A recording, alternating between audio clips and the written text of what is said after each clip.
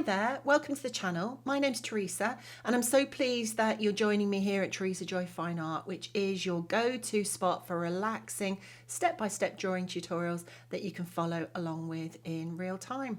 Today I've got a lovely project to share with you, and over the next few videos I'll be showing you exactly how to draw this adorable Jack Russell Terrier from start to finish. Whether you're just getting into drawing or whether you've been at it for a while, you're in the right place. I'll guide you through every line and every shape, nice and slow, so that you can draw along with me. So grab your pencils, get comfy, and let's get started. Okay, I've got my line drawing already down on my paper. I've got a little bit of tracing paper just to sit under my hand so that any oils on my hand don't actually get on the paper. This is tracing paper. Any paper that you want, that would be fine. Just a bit of printer paper, that would be fine. Just something to sort of sit under your hand. So I've got my line drawing down on the paper, and the way that I get my line drawing down on the paper is to take the printout that is part of the resource pack for this project, and I turn it over. So I print it out onto a piece of paper, turn it over, and I take a soft pencil. This just happens to be a 5B pencil, but I take a soft pencil and I scribble on the back of it, and then I turn it over, position it in place where I want it to be, and obviously stick it down with some masking tape so that it's not going to move. And then I take a much harder pencil. This happens to be an F, but it could be a H, a 2H. Nice hard pencil because it will keep a nice sharp point. That's the reason that I use a hard pencil to trace over it, because what I do is trace over the lines now to transfer it. And I use a soft pencil on the back because it makes it easier to transfer. It just transfers better than using a hard pencil on the back. So soft pencil on the back and then hard pencil to transfer the line, and I just literally trace around and transfer the line. So that's it, my line drawing's down on the paper. I'm going to start with a nice dark brown pencil. I'm using dark sepia from the Polychromos, and I'm going to very, very gently, and I'm going to take my time on this because the eyes are really important. The line drawing's there, but it's only a guide. We still need to look at the reference photograph. We still need to make sure that we understand what all of these lines are on the line drawing. Make sure that we're not picking up the wrong lines, so we're not making the eye too big or too small. So I'm going to use a nice sharp pencil, and I'm using little dashes. Personally, for me, I find it's easier to work around things when I'm drawing animals with little dashes for two reasons. First of all, I think it gives a bit more of a natural edge to the eye. It makes it look as if, it's sitting in and around the fur, so it gives a slightly more natural edge. And secondly, if I've made a mistake and I can see that I'm going off course, I've not gone too far with the line, so it's easier to sort of control that line as I'm working around something that's quite important, like the eyes, like this. So I've got a dark bit. I'm just picking out these dark bits. I've got a slightly darker bit right down the bottom. I'm not pressing on hard, and that's really, really important. We don't want to press on hard because we want to make sure that we can push this pigment around and blend it with layers that go on top. And that's the same for the whole drawing, not just the eye, but that's the same for the whole drawing. I'm just using light pressure. I'm not pressing on hard. And I won't press on hard at all for any of the drawing. I'm just looking to see where I am. I'm just looking to see where the darker bits. I can see a darker bit comes down. You can see I can still see the greying coming through the pencil. That's fine. I can still see that texture of the paper coming through the pencil. Let's just have a look. We've got a darker bit that comes around here, haven't we? So I can just get these darker bits in. Still really light pressure though.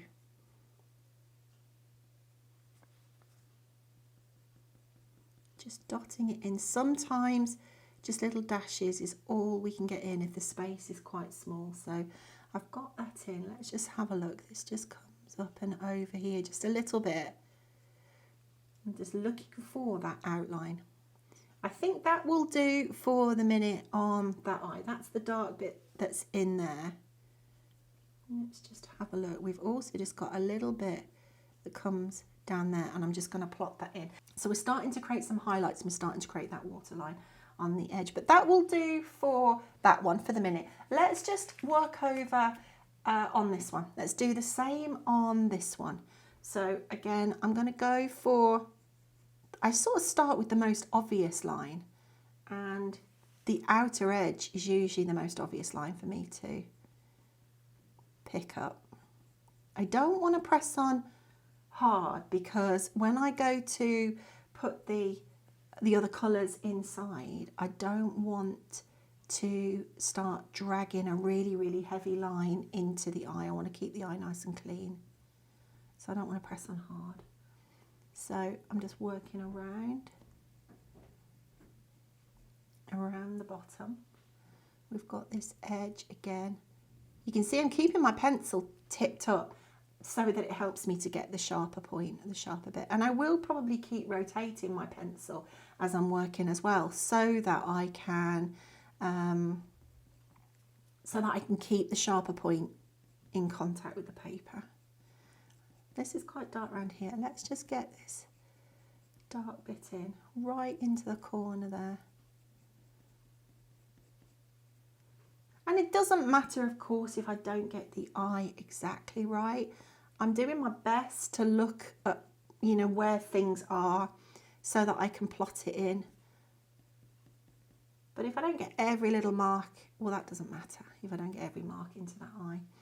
There is a dark bit that's just coming around here on this one. So I'm just going to plot this in so that it just creates some landmarks in there for me. So that's the little highlight in there. That will probably do for the minute. It comes dark around here, and then again we've got a tiny little highlight right in the corner. It is small, but I've seen it, so I'm going to get it in there.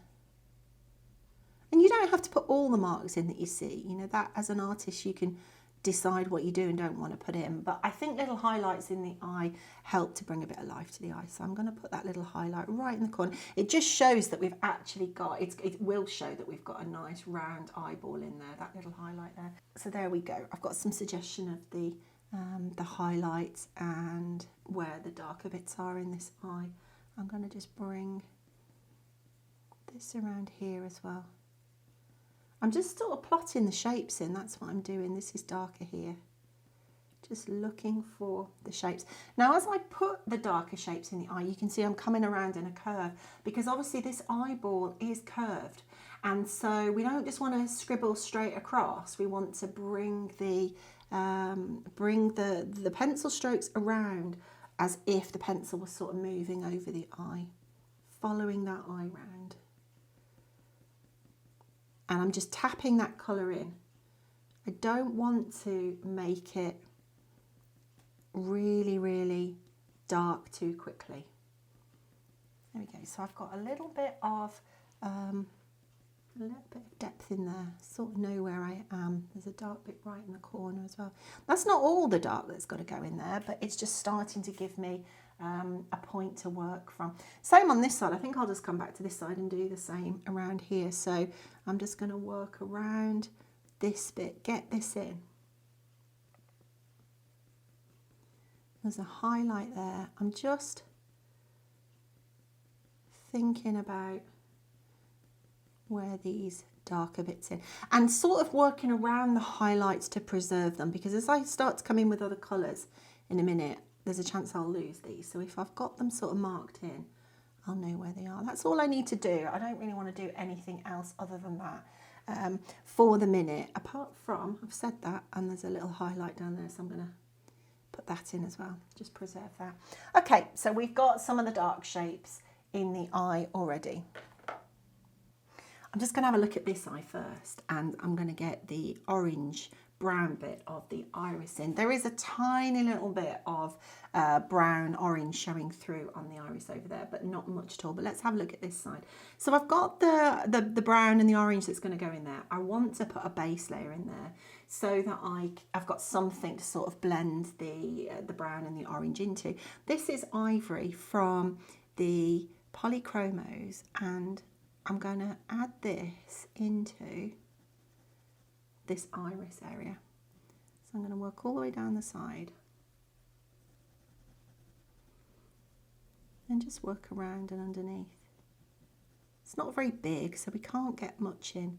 But there we go, we've got a little bit of a base layer in there. And then this is the burnt ochre. It's a nice rusty orange colour. So any rusty orange colour that you've got, and I'm just going to go over where I've put that ivory. Just work around in the direction that I can see the eyes following around in.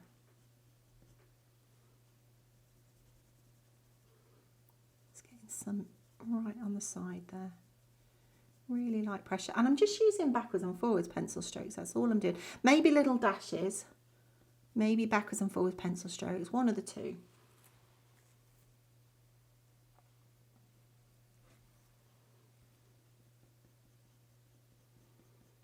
Here we go. So we've got some iris colour in there.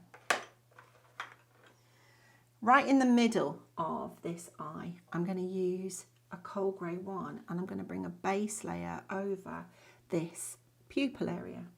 Now, I'm going to use circular strokes to get that base layer in. I'm not going to go into that highlight there. I'm going to keep that fairly clear, fairly preserved. I'm just going to work into the rest of that pupil using circular strokes.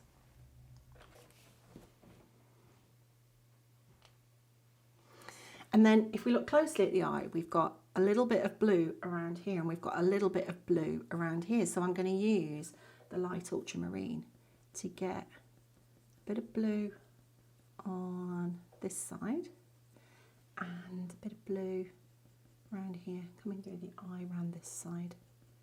Curving those pencil strokes again. There's not much in here that you can say, yes, that's definitely an eye. You've just got to look for shapes. That's all we can do. I'm going to come back in with the coal grey one, and I'm going to put this right in the corner as well. I'm going to bring that into the corner, and then I'm going to use this light ultramarine and bring a little bit of blue down there as well. Right on the white part of the eye, right on the edge. There we go. And then I want to think about darkening down this pupil.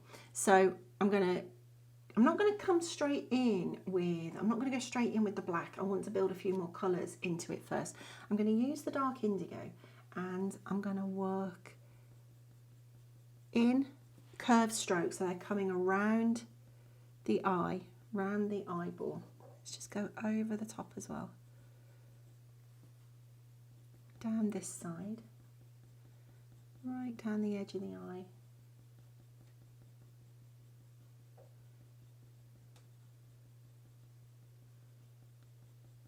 Just working around in that curve.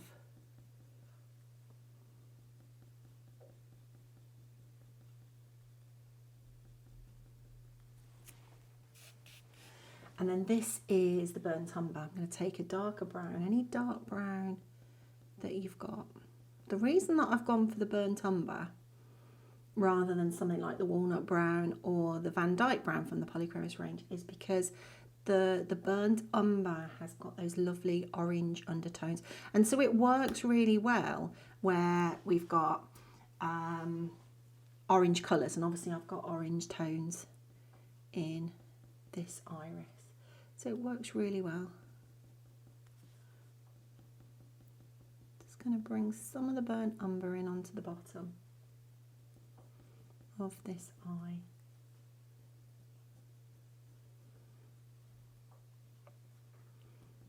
Still thinking about preserving the little blue bits, thinking about preserving that highlight.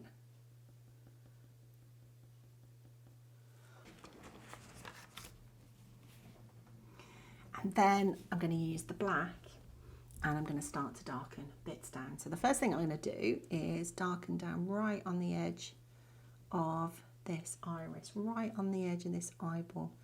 Still just using little dashes to just get that colour in. So if I want to make the colour more intense and stronger, I don't press on any harder. I'll just go back over that space a few times to get the depth of colour that I need. That's how I will get a stronger, more intense looking colour. I don't ever press on any harder. I'm going to work around under this eyeball and just cut that eyeball, just reshape that eyeball. I'm just cutting that little triangle bit off the edge of that eyeball. You can see I've just got a slightly better oval shape now for the eyeball. So I'm just dotting it in. Always just dotting that colour in. I don't want it to get too strong. I just want those colours to blend together. So we've got this little bit over this bit of the eye as well. And then let's just start to bring that down under that shadow. The shadow under the upper eyelid. Just bring that down. And again, using little curved strokes, working around the eye in the shape that I can see that it's going on the reference photograph. So got that little highlight there. Let's bring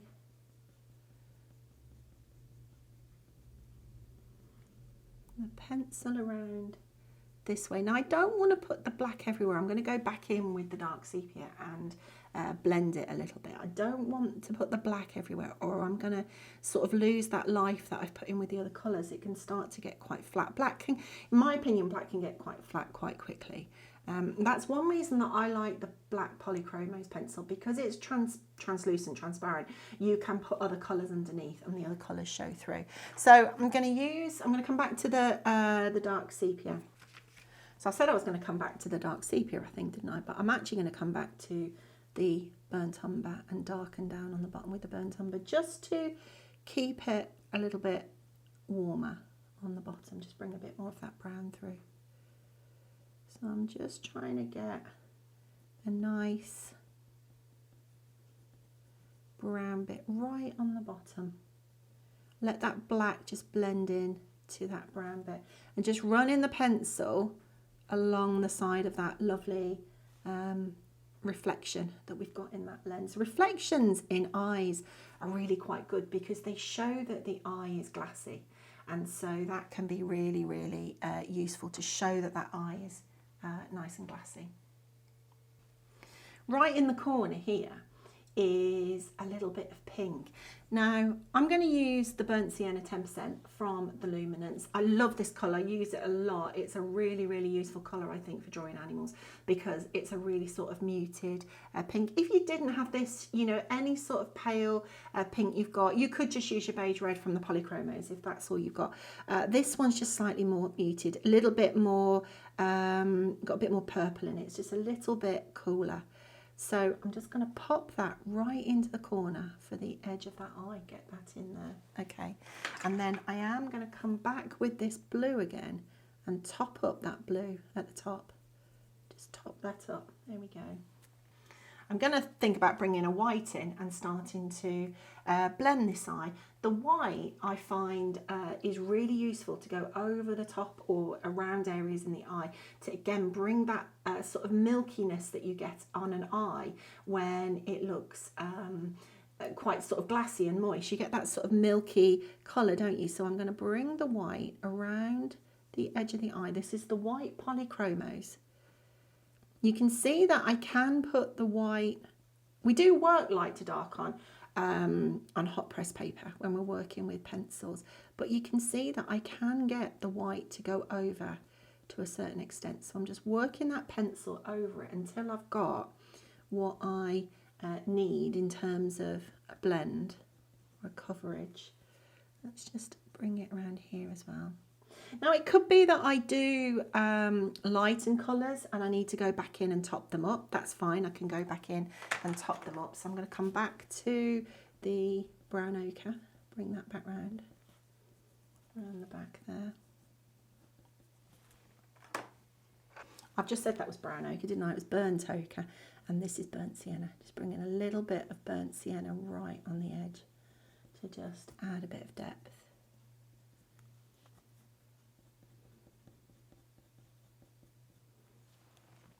And then I'm going to come back to the black and just top that up. Make that nice and dark. Just pull the pigment out where I need it to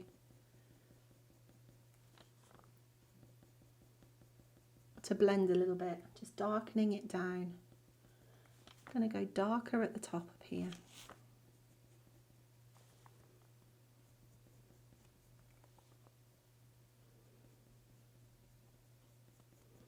Just shaping that eye.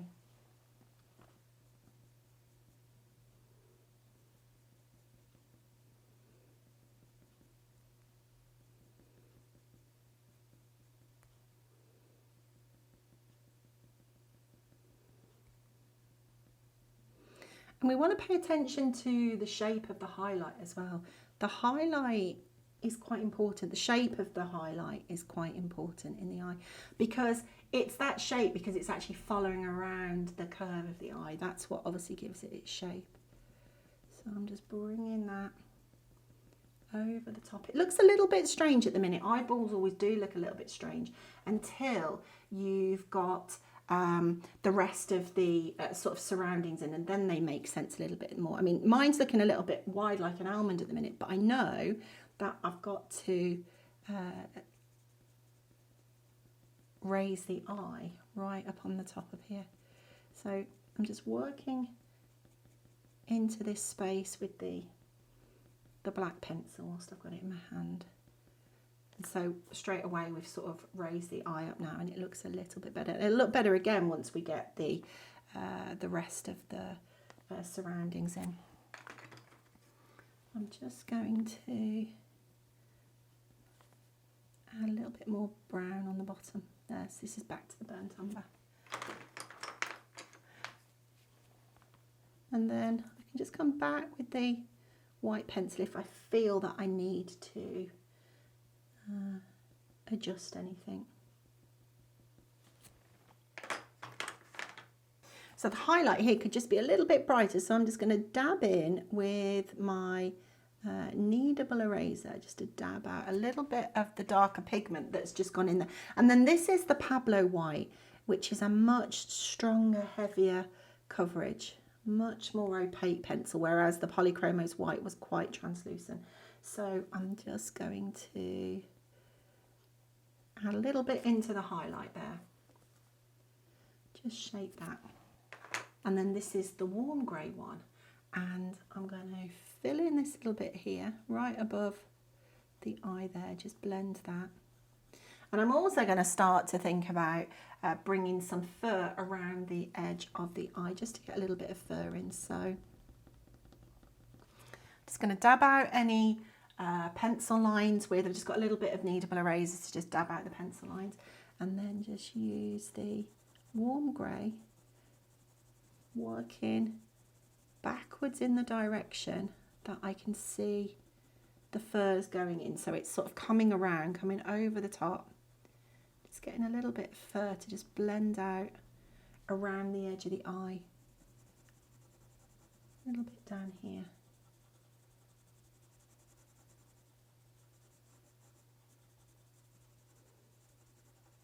And for the base layer, all I'm doing, if I just get a darker pencil, is just using little backwards and forwards pencil strokes.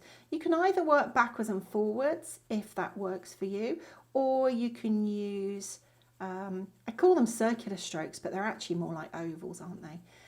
But I just call them circular strokes. You can use that sort of pencil stroke, whatever gives you a nice even coverage. That's what we're looking for. The actual pencil stroke doesn't really matter for a base layer. Just whatever gives you a nice even coverage. I find that I just use backwards and forward strokes most of the time. I might switch to circular strokes. It's just whatever's the fastest for me to get that coverage down. There we go. So I've got a bit of base layer around there, and the eye's already looking a little bit better. If I just come back to the dark sepia, it just needs to be closed up a little bit there.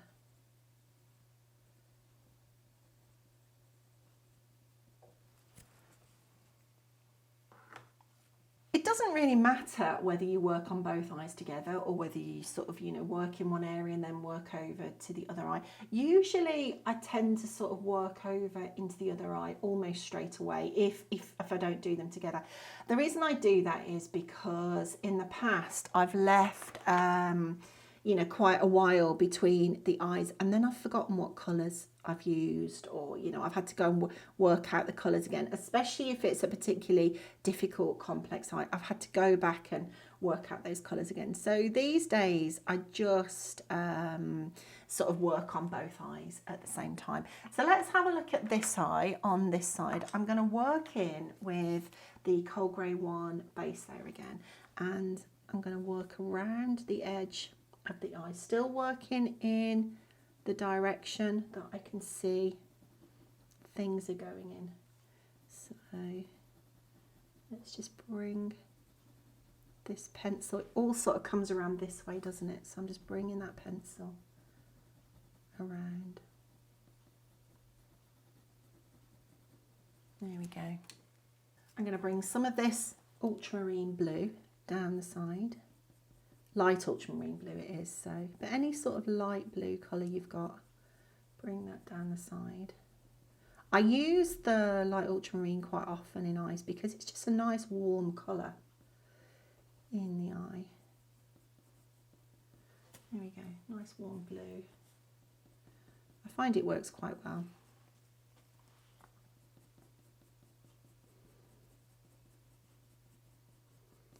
Let's get a little bit of the blue right into that corner as well. Again, there's nothing in here that really says yes, you can see that's an eye. We're just looking for some shapes again. I'm just going to bring in the dark indigo and bring it into the corner a little bit. It's going to give my black a little bit more life when I come to put the black in, but I'm just bringing that into the corner. Don't need to take it all the way out, just bringing that towards the corner. And then I'm going to bring this black in again. So we're going to work over the top into this darker bit, right over the top.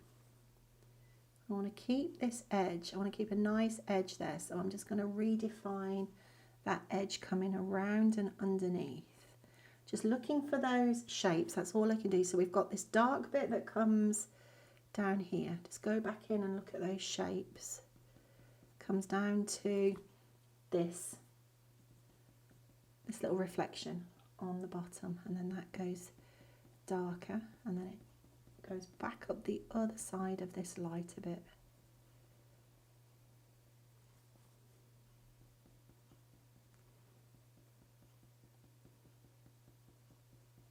Making sure those pencil strokes work around that curve of that eye.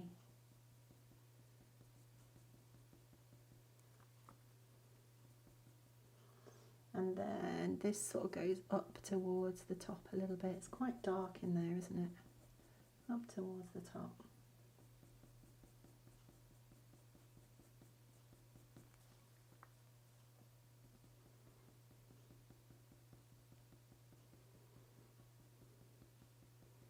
And all I can do is just dot the pencil in. So that's all I'm doing, just dotting that pencil in. Again, there's nothing that is really suggesting that that's an eye. We're just looking for those shapes. Right on the bottom down here, I'm back to my burnt ochre. I'm going to bring a bit of the orange brown colour right on the bottom there. I'm going to come back to the ultramarine as well, the light ultramarine, and just bring a little bit into this middle bit of the eye here. It's quite dark. This is back to the white pencil. I'm using my Polychromos white, and I'm going to work around the edge, work over the top of the colours, just lighten those colours up. Have a look at that little reflection there, which isn't that light, but it is lighter.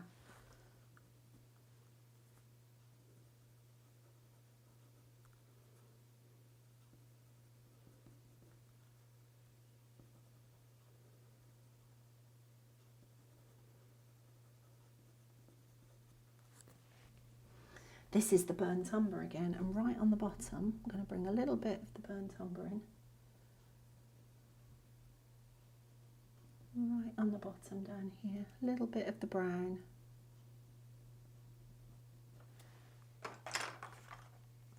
And this is the burnt sienna. I'm going to bring a bit of the burnt sienna in as well. Right on the bottom of that eye.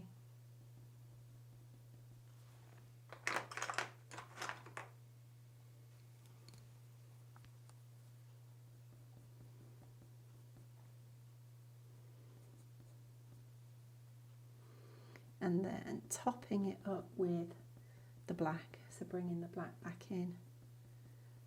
I'm just looking where these dark bits, these dark black bits that I'm putting in, I'm just looking at when they actually reach the top of the eye and when they don't reach the top of the eye, and just positioning those in.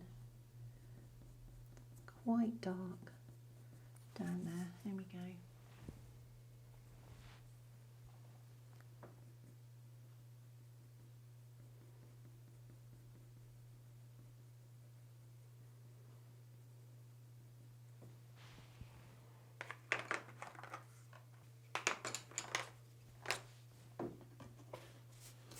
And then I'm going to bring the dark sepia in, and I just want to close or just darken down the highlight that's there, that reflection that's there, just a little bit, and also just make sure that that's the right shape on the edge of the eye. Make sure that's a nice shape on the edge.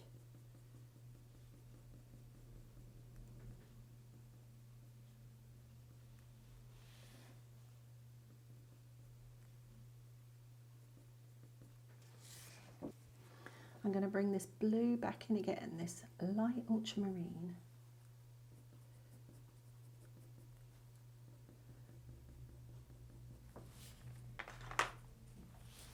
And then back to the Pablo and just lighten up bits that just need to be a little bit lighter to create that lovely reflection on the edge of the eye. So I do use both the white polychromos and I use the Pablo white quite a lot as well. Just back to that Pablo pencil to get a little bit of extra coverage in there.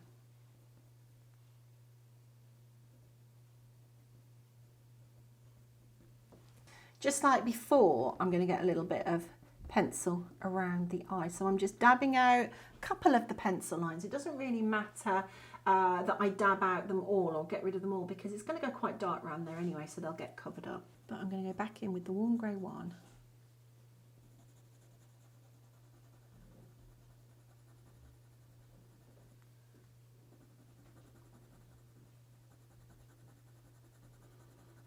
Get a nice bit of base layer around the edge of the eye. I'm using backwards and forward strokes, but whatever works for you. The one thing that you do want to do is not let the pencil go over. We've got a lot of dark colour in this area. Don't want to let the pencil go over that space too much, because you might start dragging out the colour, and we don't want to do that. So just keep it away from the edge a little bit. You can let the pencil sort of run over the edge gently, but you know, if you're starting to drag the pencil out, then just perhaps don't do that. Just back away from that.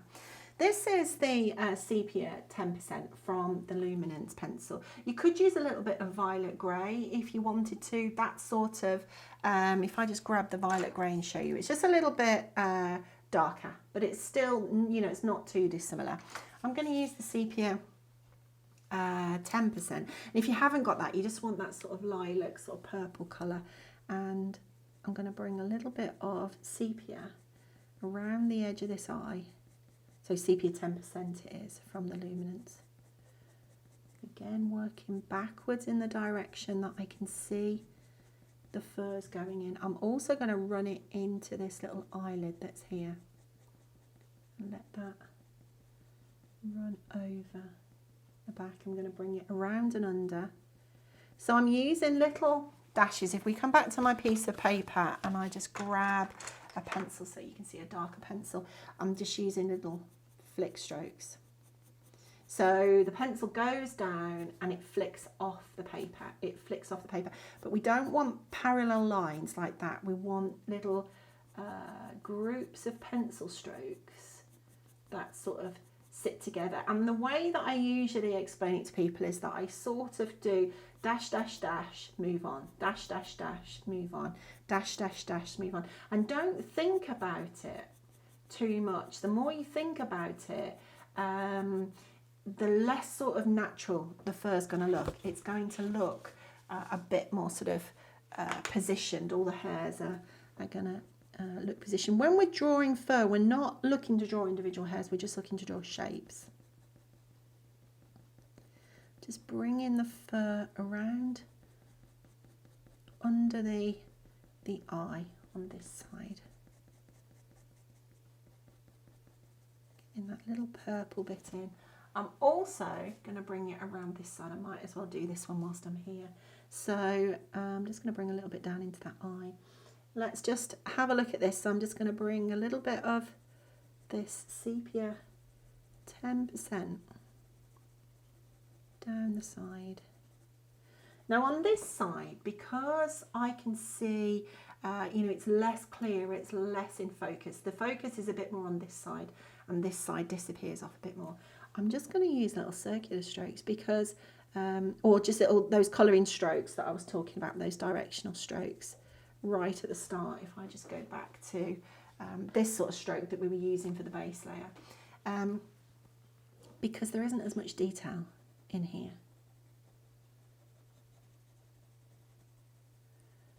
So I'm